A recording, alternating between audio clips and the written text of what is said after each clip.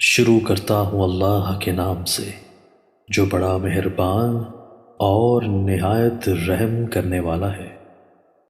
حضرت عبداللہ بن ابی اوفی رضی اللہ تعالیٰ عنہ بیان کرتے ہیں، ایک آدمی نبی صلی اللہ علیہ وآلہ وسلم کی خدمت میں حاضر ہوا تو اس نے عرض کیا، میں قرآن سے کچھ بھی یاد نہیں کر سکتا، لہٰذا مجھے آپ کچھ سکھا دیں جو میرے لیے کافی ہو۔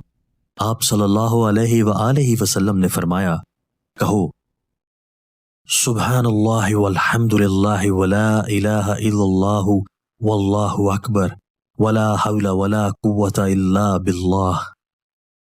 اللہ پاک ہے، ہر قسم کی حمد و ستائش اسی کے لیے ہے، اللہ کے سوا کوئی معبود برحق نہیں، اللہ سب سے بڑا ہے، اور گناہ سے بچنا اور نیکی کرنا محض اللہ کی توفیق سے ہے۔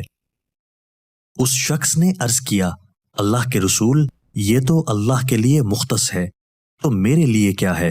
آپ صلی اللہ علیہ وآلہ وسلم نے فرمایا، کہو اے اللہ مجھ پر رحم فرما، مجھے عافیت عطا فرما، مجھے ہدایت نصیب فرما، اور مجھے رزق عطا فرما۔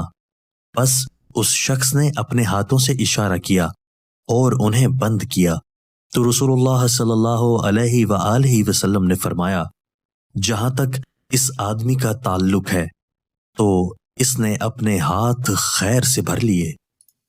دوستو، اللہ تعالی ہمیں ان احادیث مبارکہ پر عمل کرنے اور اپنی زندگیوں کو سنوارنے کی توفیق عطا فرمائے۔